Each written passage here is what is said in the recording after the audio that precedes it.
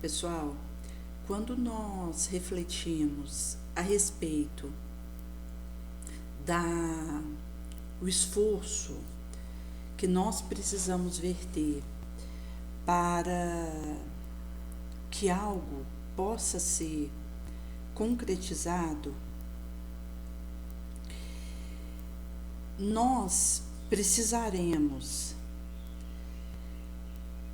ter uma responsabilidade com o nosso processo e assumir essa proposta enquanto agentes ativos, visto que as leis do universo elas já vão fazer uma corrigenda de sombra, onde o mal venha a acontecer. Mas quando a gente fala a questão do moral aperfeiçoamento, essas leis universais elas não vão constranger a nossa consciência. E é curioso porque quando existe a questão da análise de nós mesmos, isso diz de uma perquisição que eu preciso fazer limpa, onde eu não vou aguardar que alguém venha me dizer e esclarecer para mim a minha dificuldade. Mas eu, ao tomar a rédea desse processo, procuro escanear as questões que me ocorrem e vou de moto próprio fazendo essa purificação do meu ser e essa lapidação das minhas debilidades, para que eu possa ir me fortalecendo. E isso, gente, é curioso porque se eu ficar esperando alguém me avisar dos meus defeitos, eu vou ficar na mão. Visto que vai acontecer de alguém sem instrumento dos benfeitores para me dar um alerta acerca de algo que eu preciso melhorar, de uma corrigenda, que preciso estabelecer, portar dentro da alma. Mas caso eu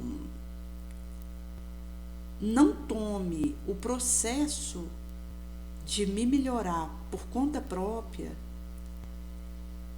e ficar esperando que venha de fora os avisos acerca dos meus defeitos e das melhoras que eu preciso fazer, eu acabo que estaciono perigosamente e deixo de ter um aproveitamento melhor. Porque a boa crítica ela vai acontecer, por isso que a gente tem que ter olho de ver e ouvido de ouvir, para perceber o que as pessoas falam de nós e a partir disso fazer as melhoras pontuais que percebamos. Mas me conhecer e me analisar vai continuar sendo uma responsabilidade minha, que eu não posso delegar para o outro, nem enquanto uma crítica que ele me faz.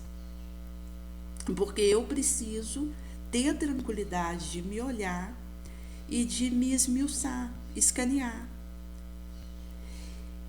De forma, inclusive, limpa e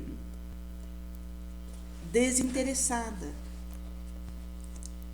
onde eu possa, a partir disso, ter uma conclusão acerca do meu processo e, em sendo assim, a partir disso, eu vá no ponto que preciso para os avanços que esperam por mim, porque existem muitas bênçãos que estão esperando para ser entregues a mim a partir desse passo a passo que eu me apto a dar.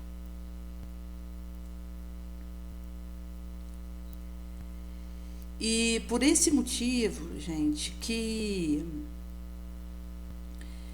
quando é feito a questão da percepção do erro no meu jornadear, olhar para isso de frente e sem medo da minha própria fraqueza, sem medo de mim, da minha sombra, do que for que eu tenha feito, iniciar a pauta da revisão. Porque quando eu percebo uma falha minha, se eu revolto e desisto e chuto aquele balde, entorno aquele copo de leite, eu terei vaticinado uma paralisação para o meu processo. Porque quem vai poder fazer essa diretiva sou eu mesma. Porque mesmo quando as críticas e os alertas chegam até nós vindo de fora, pôr a mão na massa para transformar isso em melhora concreta do meu ser vai correr por minha conta. Porque, inclusive, isso está na cota do esforço que eu tenho que verter em relação a mim mesma.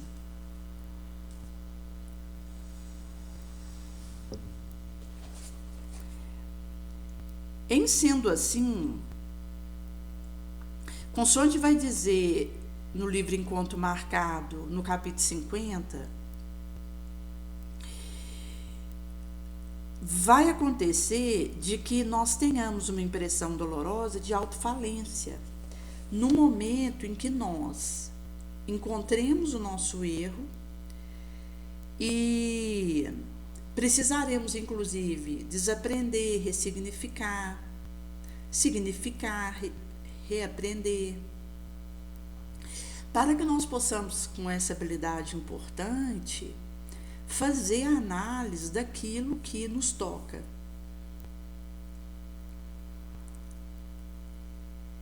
E, inclusive, vai existir a necessidade de nós pararmos e conversarmos conosco mesmo, escanearmos o nosso processo naquilo em que falhamos.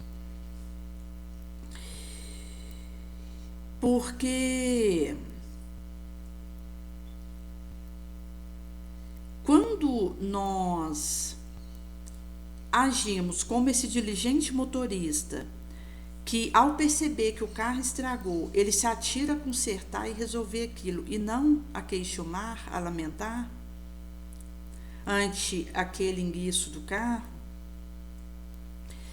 também nós precisaremos estabelecer essa premissa da pauta revisional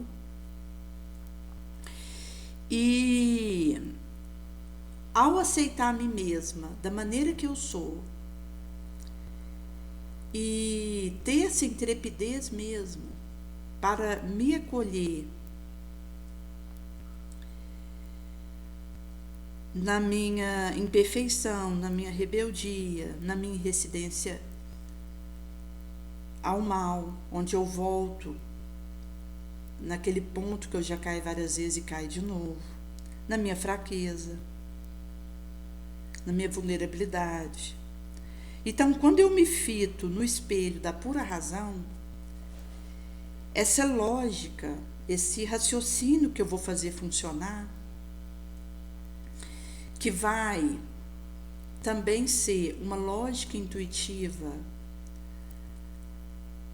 do bem, isso vai nos permitir observar os vulneráveis pontos em torno dos quais as nossas faltas retornam, reaparecem. Daí, será imperioso verificarmos em nós, com clareza e desobnubilação, aquilo que nós desaprovamos em outrem. Que é quando realmente eu ponho o meu prato na mesa. E eu, desejosa de fazer ferramentais de talhação moral, faço essa proposta movimentar. Agora, se eu tento fazer uma evasão pela tangente desculpista, isso já vai me prejudicar.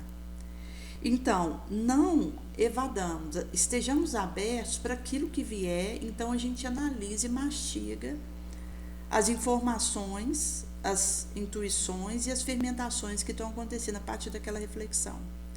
No primeiro momento, recebamos aquilo que está sendo colocado para nós, sem querer nos justificar ou ter essa evasão pela tangente do desculpismo, onde num queima-roupa nós cobrimos nossa cabeça e acabamos num ócio moral que deseja nos permanecer numa menos-valia e numa inconsideração com o movimento que precisaríamos fazer, e daí eu me acovardo, me enfraqueço diante daquele processo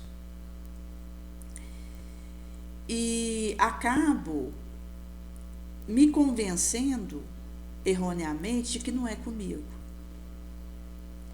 Mas se por outro lado eu encaro a mim mesma face a face, eu vou então tendo condição de anotar as minhas morais necessidades, meus imperativos espirituais, sem ficar esperando que alguém me conte sobre isso ou me anote, me aponte. E aí eu vou, sem perda de tempo, nesse lançamento para a obra que realizará a restauração. Por isso que, ao percebermos que nós podemos ter essa tranquilidade conosco mesmo, isso também vai dizer, gente, da tranquilidade e da segurança que cria para analisar o melhor caminho a seguir a partir daquele momento.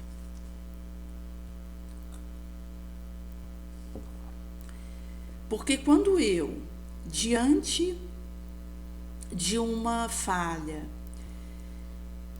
na conversa comigo mesma, explico que está tudo bem, que eu posso olhar de frente para o que eu fiz e que será uma alegria poder refletir sobre isso para encontrar formas de consertar o que fiz, seja o que for, isso cria uma segurança, uma ambiência comigo mesmo. E isso vai me permitir, então, ir ao ponto nevrálgico em mim e iniciar a costura restaurativa. A partir dos aspectos e das questões que sejam ingentes, para a partir disso ir fazendo restaurações maiores. Por isso que a questão da conversa conosco mesmo, ela é tão importante. E, inclusive, referente a decisões que a gente vai tomar, porque existem determinadas decisões que, se a gente não souber a melhor maneira de conduzir aquela situação dali para frente e não tomar a decisão acertada, isso vai nos comprometer o processo, mesmo que lá na frente, mas pode inclusive levar a um arrependimento desnecessário, a uma crise injustificável, a um problema dispensável que acaba se instalando a partir da nossa negligência nessas análises e reflexões, que inclusive passa por permitir que Jesus veja pelos nossos olhos, fale pela nossa boca, analise o que nós estamos analisando pelo nosso cérebro, visto que quando Jesus ele pode fazer isso através de nós, vai ecoar o que ele faria no nosso lugar. E há momentos que nós precisaremos ser rápidos, porque vai ter aquele instante em que eu vou ter tempo para refletir melhor acerca de uma decisão, mas haverá aquele momento em que eu precisarei, com uma certa rapidez, descobrir o melhor meio de realizar algo. E são experiências que vão nos desafiando e que vão tirando mais de nós, onde a gente vai conseguindo, com mais habilidade, ter respostas aprimoradas.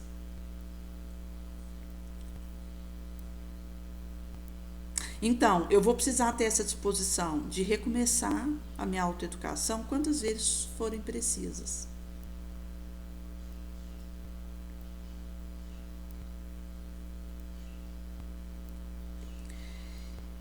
Quando existe esse abatimento devido a algo que tenhamos feito de errado, há quem se aventure a pronunciar uma impossibilidade e que não tem saída para resolver aquilo, e inclusive um desânimo diante da própria fraqueza, porque nós somos mais fracos do que perversos. E tem situação que até a gente queria ser diferente, fazer diferente, mas nós não conseguimos.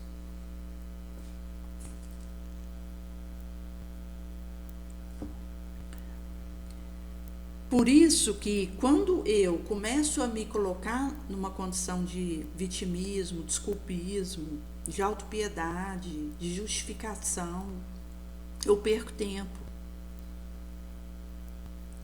E seria, na verdade, gente, uma fuga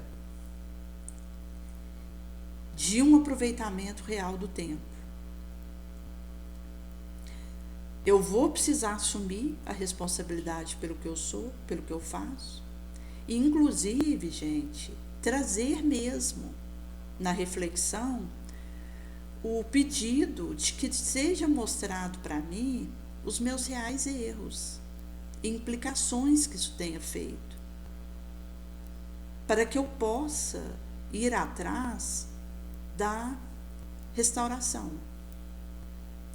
Porque quanto mais eu estou aberta para enxergar minha falha e para fazer a percepção dos desdobramentos dela, das consequências que vieram dela, das aplicações dessa falha, enquanto danos que veio disso, mais eu tenho condições de viver a expiação e a reparação.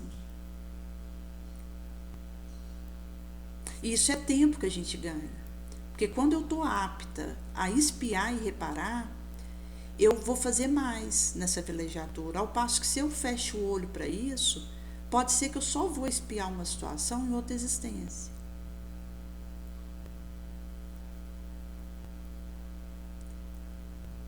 E se eu já tenho esse olhar franco comigo e essa revisão moral da minha situação, isso me predispõe a acolher a expiação antes do que ela viria e a reparar o dano que causei.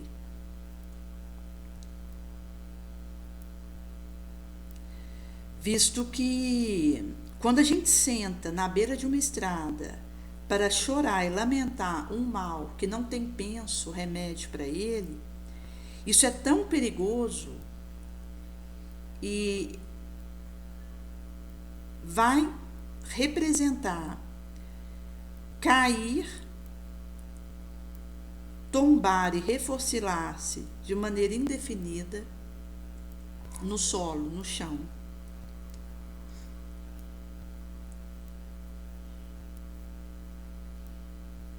Em sendo assim, se nós entramos nesse ioiô de lamento e de refocilo, isso vai significar essa lavagem que a gente vai pondo na boca, aquilo volta, a gente põe de novo numa ruminação moral e perdemos a instância de, seja o erro que tenha acontecido, pacientemente iniciarmos o labor em que houvermos malogrado, a começar aí por essa pauta de revisão oracional.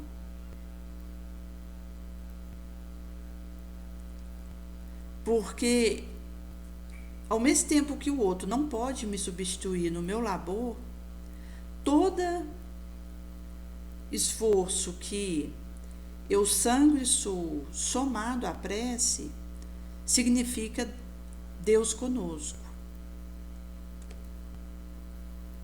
onde o máximo de Deus encontra o nosso máximo.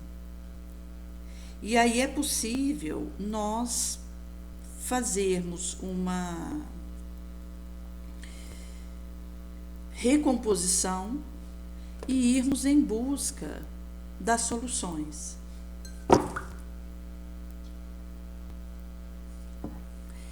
Em sendo assim, nos aspectos de autoconhecimento, isso vai significar uma maior facilidade de adentrarmos o nosso ser e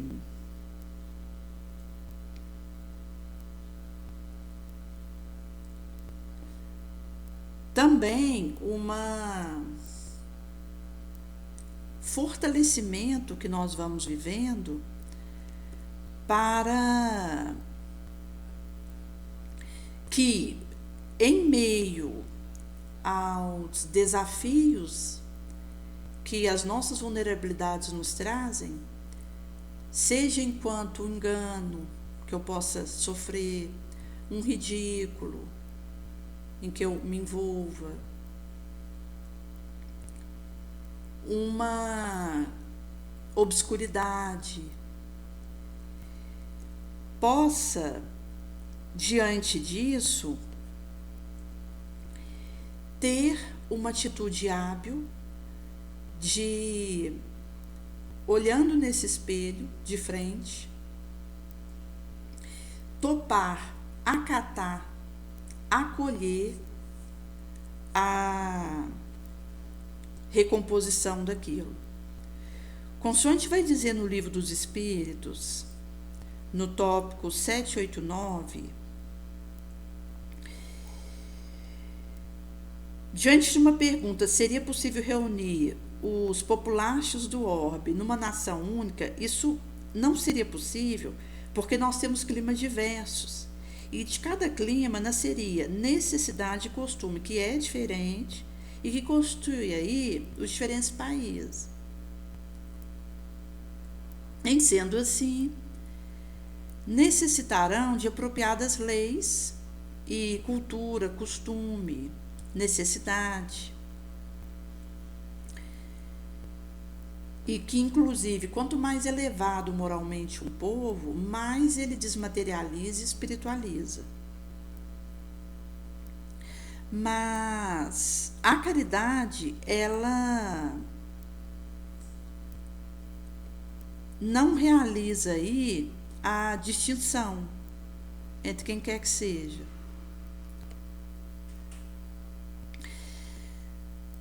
No Evangelho segundo o Espiritismo vai ser dito no capítulo 5, Bem-aventurados os aflitos, a partir do tópico 9, que nem todo sofrimento que nós vivemos aqui é necessariamente uma falta, um erro em que nós caímos. Às vezes são provas que eu escolhi para que a minha depuração pudesse ser concluída e o meu adiantamento acelerado.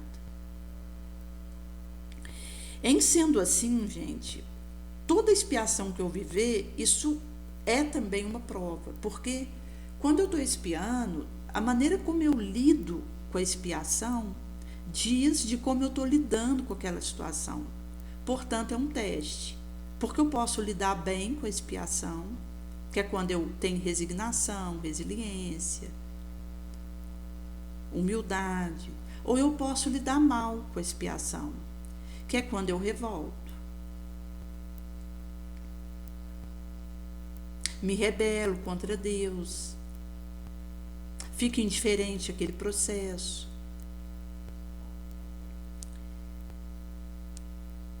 Em sendo assim, quando eu estou vivendo uma expiação, isso também é uma prova, mas a prova pode não ser uma expiação. Agora, se a gente falar de expiação e de prova, isso vai dizer de sinais de inferioridade relativa. Porque o espírito que já alcançou um grau de perfeição e que já se purificou, ele não precisa ser provado, muito menos expiar. Porque ele já alcançou aí um estágio em que ele já não tem necessidade dessas experiências repetidas como nós vivemos aqui.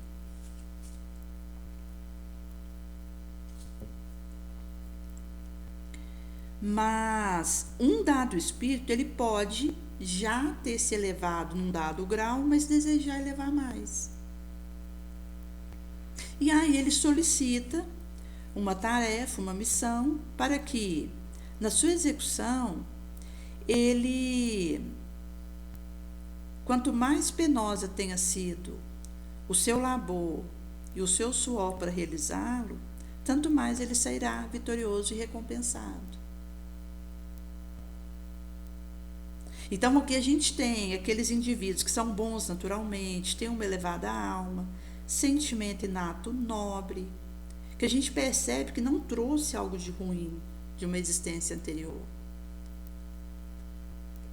mas que, com resignação, sofre aí na resiliência, no aproveitamento daquela experiência, para tirar daquilo o máximo que puder, mesmo que sejam dores importantes. E a única coisa que ele pede para Deus é viver, suportar aquela situação sem murmúrio, sem reclamação. Então mostra aí que, chegado nesse ponto, o indivíduo ele está livre da própria sombra. Ele já não tem mais as injunções polvisolas, tentaculizantes, que o paralisam, os quais ele tem que vencer a cada momento, destacar de si, contrapondo a sua inferioridade, um pensamento positivo, uma ação nobre, uma vigilância, uma análise de si mesmo, correção de coisas que tenha sentido, pensado, falado ou feito, que é o que acontece conosco enquanto espíritos inferiores, que estamos fazendo isso o tempo todo. Não, esse espírito que já elevou, ele já consegue uma determinada constância na sua elevação, e mesmo que ele esteja em meio a pungências dolorosas, ele vive isso sem murmurar, e se ele pede alguma coisa é para ter essa resiliência de não reclamar, de acolher de bom grado o que for e seguir. Porque o espírito, quanto mais ele desperta para a espiritualidade, e quanto mais ele vence o materialismo e incorpora a espiritualidade, que é a essência, mais ele é grato a tudo e a todos. Mais ele traz aí consigo uma gratidão, uma alegria que nada abala.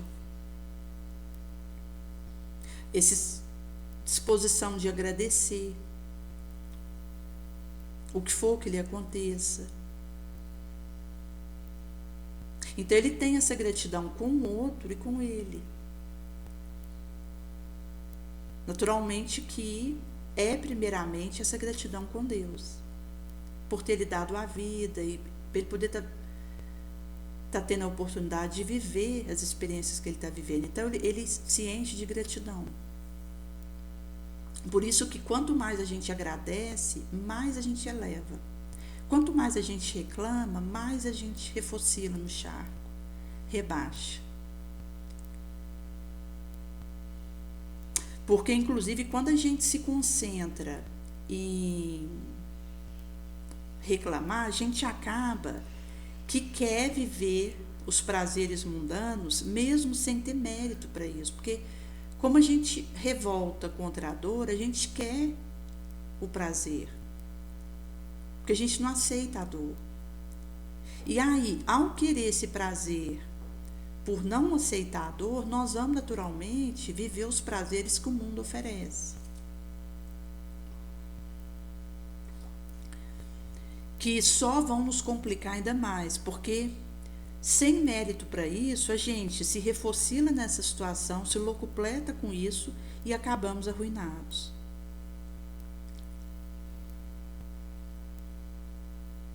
Por isso que, em meio a qualquer desafio que nós vivamos, quando eu acolho isso, aceito e consigo ser grata, eu vou conseguir encontrar no Cristo a necessária inspiração para a resposta justa.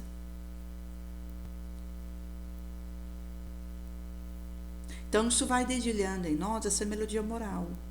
A gente vai dessensibilizando para a sombra e sensibilizando para o elevado. Porque daí eu já não vou querer um prazer que é material, que é mundano, mas vou querer a alegria que é do espírito, que é aquela felicidade, aquela paz que mesmo que eu estiver sendo torturada, eu continuo vivendo isso portado dentro da minha alma. Mesmo que o meu olho esteja em lágrima, o meu espírito ele está em paz. Como Paulo, paragrafara num dado recorte da sua trajetória, em que ele já tinha sido tão martirizado, açoitado, algemado, apedrejado, linchado, que chegou um ponto em que ele estava ali recebendo aqueles açoites, mas ele estava em êxtase. Então, é um grau que o espírito alça e que passa a ser o nosso foco. Então, aí a gente prescinde do que é felicidade para o mundo, que é passageiro, transitório, irreal, porque é uma felicidade fugidia que não permanece e que nos compromete moralmente. Vaticina a nossa ruína, para optarmos pelas asceses, pelo autodomínio, por um movimento de domar a nós mesmos. Consoante vai ser dito no Evangelho segundo o Espiritismo, também o capítulo 5, mas no recorte último do tópico 26, não é nos retirarmos do mundo, viver aí um isolamento. Porque se eu saio do mundo para evitar a tentação, a sua sedução, eu não teria utilidade no meio em que eu estou. Sabemos que onde eu vou a tentação me alcança, porque isso tem a ver com a minha fraqueza e não com o meio onde eu estou. Eu posso me esconder no fundo do mar, a tentação me alcança lá, eu vou viver ela do mesmo jeito, porque ela está ligada à minha concupiscência, à minha fraqueza. Ao passo que, se a gente considerar alguém que realiza um pensamento que for positivo e que beneficia outrem num país do outro lado do orbe, essas vibrações alcançam quem emitiu, onde ele estiver. Da mesma forma para o mal. Aquilo que eu realizo de ruim, seja em pensamento, sentimento, palavra, ação, isso me encontra. Eu posso estar escondida no centro da terra, que isso me acha. E eu vou ter o resultado das minhas ações, daquilo que eu tiver feito e vibrado. Porta adentro da alma. Porque, na verdade, não é nem que eu emito aquilo, chega no outro e depois volta para mim. Antes de chegar no outro, eu já recebo aquilo.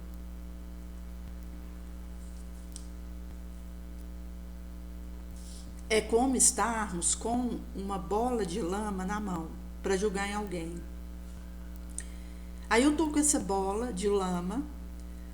A hora que eu jogo essa bola em alguém, pode não acertar o alvo. E pode acertar. Mas, se eu conseguir acertar quem eu queria com essa lama ou não, a minha mão já vai ter ficado suja de lama. Assim é com algo ruim que eu emito na direção de alguém. Eu já fico contaminada, prejudicada com aquilo. Isso chegue no remetente ou não.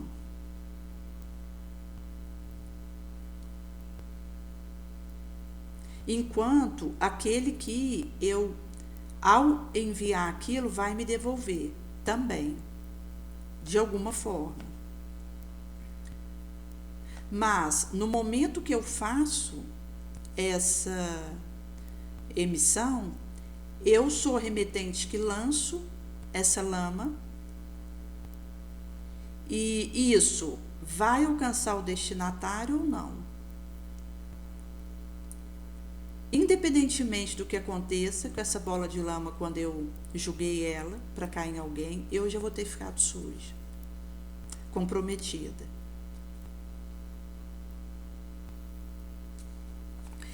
Por isso que nós precisaremos da intrepidez na prova, porque se a gente corre da luta e deserda do combate bom, nós não poderemos colocar o que trazemos de bom enquanto empréstimo a serviço da coletividade. Por isso que o silício, ele tem que ser aplicado sobre o nosso espírito, não sobre o nosso corpo. Nós precisamos mortificar, vencer com o nosso espírito. E para isso, é o espírito que tem que ser submetido aos rigores da disciplina, para que o bem vença, portar dentro de nós, não a nossa carne. Então a gente tem que receber a humilhação sem lamento, fustigar nosso orgulho, resistir contra a dor da calúnia e da injúria, que é mais pungente que uma dor orgânica, pisar, amassar o nosso amor próprio. Esse é o silício verdadeiro, e cujas feridas nos serão elencadas, contadas, porque elas atestarão nossa intrepidez, nossa coragem, nossa resignação, a nossa submissão à vontade do Pai. E assim, o desconhecimento disso trouxe muitas atrocidades que alguns espiritualistas acabavam cometendo contra o próprio corpo, achando que com isso estava sendo agradável a Deus. Inclusive hoje a gente tem algumas regiões do orbe, ali da Índia, na África, e por todo o orbe a gente encontra pessoas que às vezes elas fazem rituais em que ela fura o nariz, fura o braço, parte do ouvido, parte da bochecha, pisa sobre brasa. E em rituais macabros em que o indivíduo acha que ele está se purificando, machucando o corpo. E isso, ao longo dos mais de 2000 anos do cristianismo, aqueles que achavam que mortificando o corpo ia vencer a si mesmo, acabavam ali, às vezes indo para uma roseira e julgando em cima do espinho, aquilo furava o indivíduo todo. Tinha aqueles também que ficavam em conventos, que ao longo desses 2000 anos a gente tinha aí, tanto para homens quanto para mulheres, os conventos e os monges, onde era feito aí um isolamento do mundo e esses indivíduos acabavam que se flagelavam para poder fazer a vitória sobre si mesmos, numa atitude ingênua, ignorante, de achar que machucando meu corpo eu estou vencendo minha sombra. Pelo contrário, eu estou criando um adoecimento desnecessário, em que de graça eu estou comprometendo o funcionamento do meu organismo, criando uma hemorragia, uma contaminação, uma dor, que vai ali naquela chaga aberta acompanhar o indivíduo, sabe Deus por quanto tempo, até que aquilo feche aquela ferida, que sara. E é aí que ele não vai conseguir os rigores da disciplina que precisa para pôr rédea sobre si mesmo. O corpo que nós recebemos, ele é precioso, ele está a serviço do espírito. Nós precisamos cuidar do nosso organismo, ter carinho com ele, tratar ele, sem jogar energia fora, sem vícios, sem suicídios indiretos, muito menos diretos, mas prezar nossa maquinaria física, porque ela deu muito trabalho para os benfeitores para não ser entregue para nós, sob a égide do Cristo de Deus. E esse organismo físico é instrumento indispensável para o espírito viver as expiações e as provas que ele precisa para elevar-se moralmente. Por isso que nesse recorte do Evangelho segundo o Espiritismo vai dizer que antes de sair do mundo e me isolar ou começar a martirizar meu corpo, eu preciso pisar o meu orgulho. Eu preciso viver a expiação com resignação. Eu preciso receber maledicência, perseguição, com resistência.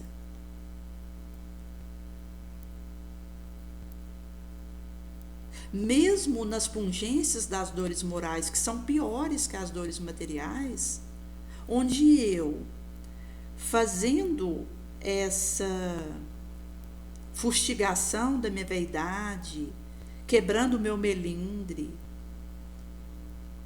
rompendo o meu egoísmo, eu vou conseguindo, então, de forma corajosa, sublimar.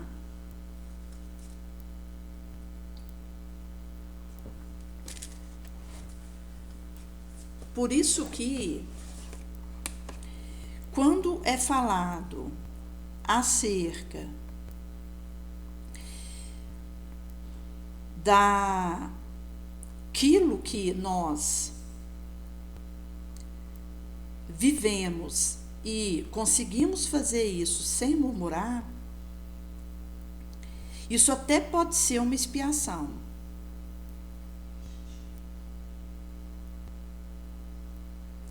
Mas, como eu estou vivendo aquilo com relativa tranquilidade, é um indício de que eu escolhi isso no astral.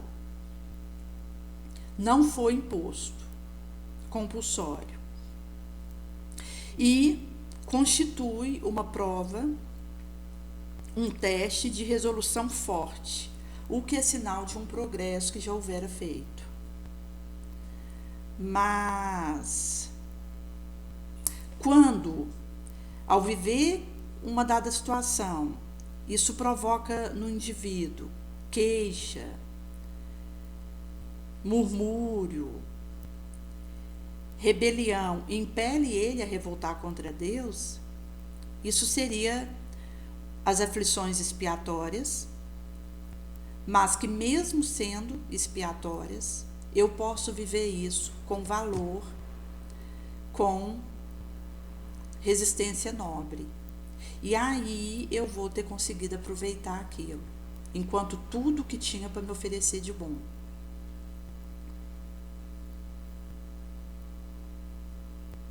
Por isso que em qualquer circunstância do que nós estejamos vivendo, revoltar piora.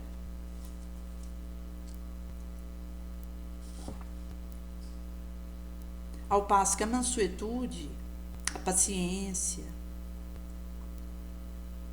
bom ânimo, só ajuda.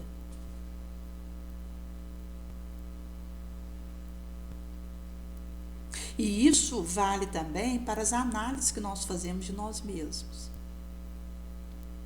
visando consertar nosso erro e criar mecanismos para que a gente não repita aquilo de novo. Porque também, se eu só conserto o meu erro, mas não estou preocupada em criar as prevenções que eu preciso para não cair naquela mesma situação, enquanto inclusive uma intensificação da minha luz, porque se eu deixar por minha conta eu vou piorando. Mas na pauta que eu vou intensificando a minha luz, eu vou me fortalecendo de maneira importante para não cair de novo naquela situação. Daí, não só eu precisarei ter esse bom ânimo para perceber minha falha, espiar e reparar aquilo, mas precisarei desenvolver os ferramentais para não cair naquela situação de novo.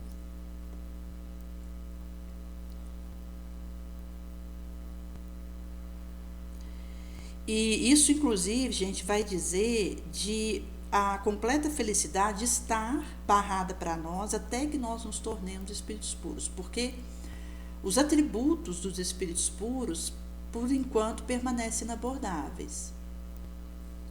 Nós não temos acesso a isso, dada a nossa condição inferior. Então, a gente não tem condição de imaginar o que é a vibração e o atributo, a experiência de um espírito puro, porque ele está numa dimensão inabordável para nós. Ele não está dentro do tempo e do espaço como nós estamos, submetida a isso. Por isso que, considerando a questão do tempo, como é contado para nós, um espírito puro, ele está numa outra dimensão. Para efeito comparativo, quando Jesus ele fez a preparação para encarnar na Terra, quando faltavam uns 4.000 anos para a encarnação dele, aproximadamente, ele desceu para o universo. Então, Jesus nem no universo estava. Agora, onde Jesus estava? Nós não sabemos. Está defeso. Porque nós estamos muito atrás de Jesus. que é um espírito crístico, cuja envergadura.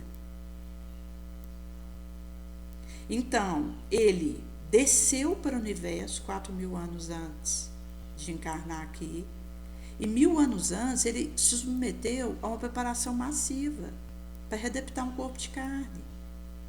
Inclusive, foi pego aí um espermatozoide de um orbe bem mais evoluído para unir com o óvulo de Maria para viabilizar a entrada da envergadura crística num corpo orgânico. Ou seja, o que é 1.000 anos para Jesus? O que é 4.000 anos para esse espírito? Nada. Ele não está no tempo como nós estamos, no espaço como nós conhecemos.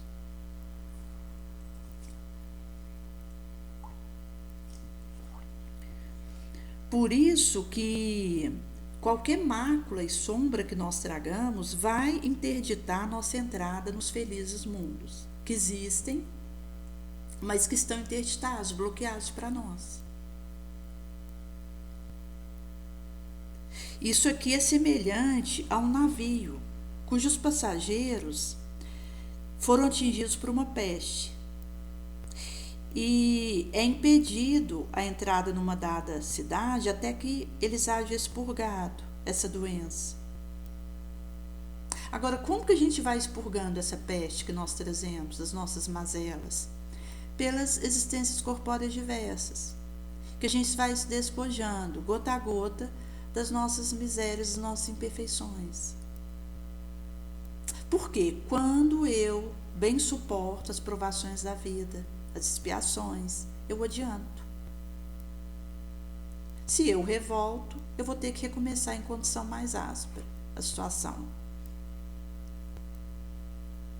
Enquanto as expiações elas vão passando uma borracha, apagando as faltas, vão também nos limpando, nos purificando. É o penso que limpa as chagas das feridas abertas e cura o enfermo. Agora, quanto mais grave for o mal que eu tenha realizado, mais enérgico, drástico que deverá ser empregado para o meu caso. E aí, inclusive, vai entrar, gente, questão de agravante e atenuante. Enquanto a postura que eu tenho a partir do momento que eu errei. Se eu mudo a minha atitude mental para melhor e procuro fazer coisas boas, ao invés de persistir naquela conduta ruim, isso já vai me ajudando.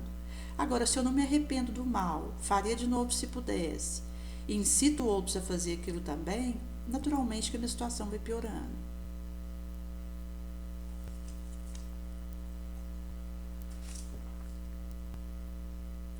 Por isso que aquele que muito sofre, ele reconhece que tinha que expiar muita coisa.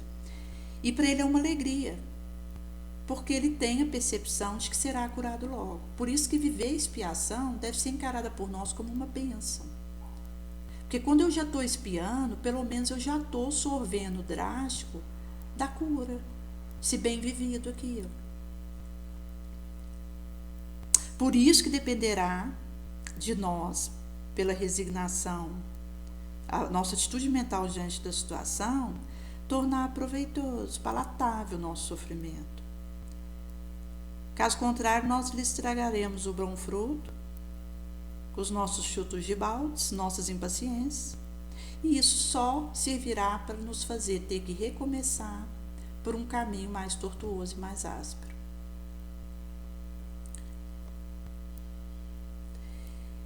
Em sendo assim,